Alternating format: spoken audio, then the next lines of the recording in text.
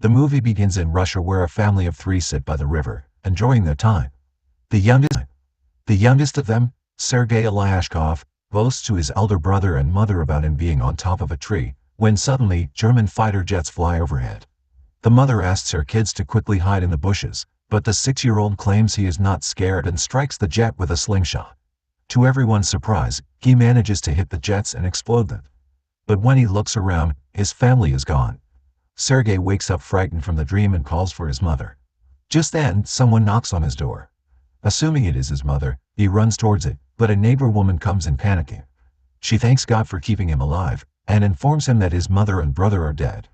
The little boy cannot comprehend what she is saying, and wants to stay in the house to wait for his mother. The woman tells him that the Germans have attacked them and that he should run away. Just then, some soldiers approach their house. The woman makes Sergei run out through the window but is shot dead before she can join him. The little 6-year-old is now on his own, with no family and friends.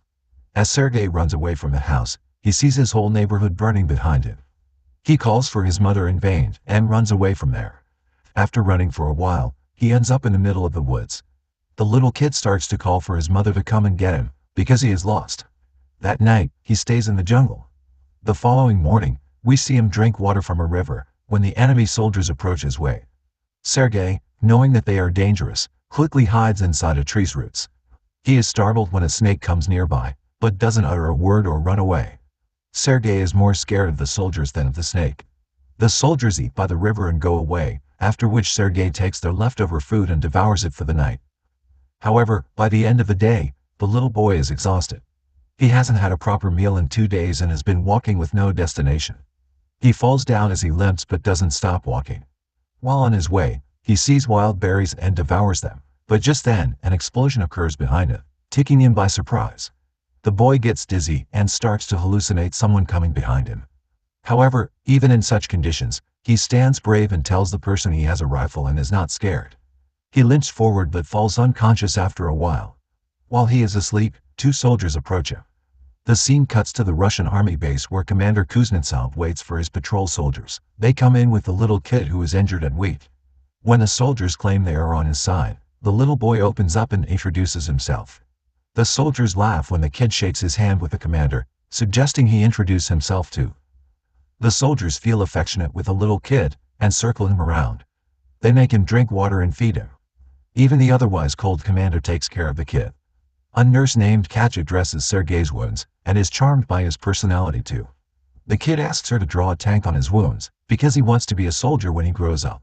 Even the injured soldiers talk to the kid and feel lighter. Sergei is fascinated with the commander's gun and his badge. The commander too answers all the little boy's questions and lets him play with his honorary pistol after taking the bullets out. Sergei shows him the tank drawn on his stomach and boasts about being a soldier himself. The boy is healing very quickly. The nurse Katya asks the commander to let the boy stay with the battalion, but he disagrees, claiming that it won't be safe. He wants to send Sergei to an orphanage. The soldiers spend all their free time with Sergei. He is visited by many throughout the day. They bring him food sent by their families from afar, and even let him play with their binoculars. One day, a soldier goes to the commander to ask him to let the boy stay with the battalion. The soldiers have grown a close connection with the kid, and think of him as their own. His presence takes the weight of war off their chest. However, the commander is adamant about sending the boy to the orphanage, for his own safety. The following day, the enemies attack, and many soldiers are hurt. A vehicle comes to fetch Sergei to take him to the orphanage. The commander breaks the news to the kid, and gives him a wooden honorary pistol as a gift. The boy in turn hugs him, claiming that he is scared for the commander's safety. The commander melts in his embrace, and changes his mind. He asks Sergei to stay with the soldiers as his son. That night, the soldiers look for little soldier clothes for the little boy. They are over the moon to have Sergei stay with them. The commander wakes Sergei up and gives him the clothes. He wears them and runs around, looking like a real soldier.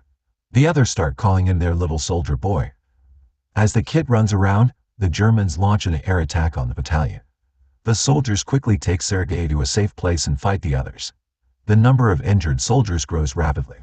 Sergei wants to make himself useful, so he brings water to thirsty soldiers. One of them asks him to read a letter sent by his family because he has a bandage over his eyes. The little boy wants to help, but doesn't know how to read. He takes the letter and starts making up the things written on it, claiming that the soldier's cow is safe back home. When a soldier says he doesn't have a cow, the others tell him to go along with the story and laugh. He reads everyone else's letters in the same fashion and cheers them up. In the following scene, we see Katya and the commander talking. The two seem to be attracted to each other, but do not confess their feelings. Later, Sergei tells the commander that he is of the orderly position in the battalion and starts introducing himself as one. However, the boy then sees one of the soldiers' station destroyed from the attack. The commander teaches him to take his hat off to pay respect to the dead soldier. The next day, he insists the commander give him a mission and is given a task to distribute the letters among the soldiers. He completes his task efficiently and even makes the soldiers dance for him. The following day, Sergei goes a little far from the base with his binoculars. As he is playing with it, he sees someone's leg moving from inside a haystack. He rushes back to the battalion and tells the soldiers about his findings. The soldiers are skeptical, but go with the boy anyway. When they reach near the haystack, they are alerted to see two German spies hiding underneath. The spies are arrested, and the kid is praised for his intelligence. That night, the commander shows Sergei the legal papers for his adoption. He is now officially the kid's father.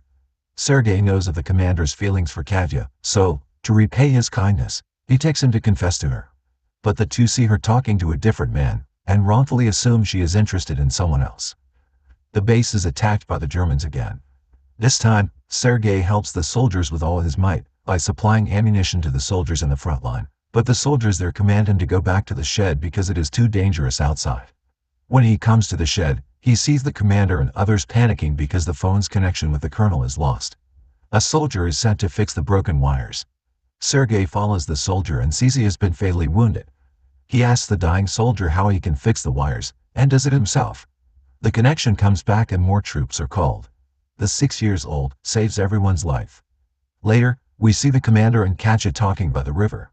The commander finally confesses his love for her and asks her to be Sergei's mother. Katya is over the moon, but before she can say anything, a soldier approaches them and gives the commander a letter, saying they have been dispatched from the base. The following day, all the soldiers leave for their new base along with Sergei. However, on their way, they come across a minefield that blows off some of their vehicles. The commander is hurt while the group's orderly, who Sergei was close with, dies in the explosion. He cries and hugs the commander. They carry the injured ones with them and continue their journey to their new base. When they finally reach the other base, they meet the commander's leader, the general. He too is impressed by the kid's ambition and congratulates the commander for having such a smart kid. The following day, their division is awarded a guard's banner, and so is the boy. He promises to save his country when the general gives him his badge. One night, their base is attacked brutally and the commander is trapped under the ruins. Sergei cries for his father and tries to save him. He calls the other soldiers, who finally bring the commander out. The next day, Sergei approaches an injured commander. His hands were hurt while trying to save the commander. The kid is now an inseparable part of the team. He doesn't have a family beside them and moves wherever they go in the war. The movie ends as the regiment is seen moving to another base. A voice in the background narrates that he even took part in the Stalingrad battle and reached Poland with the soldiers.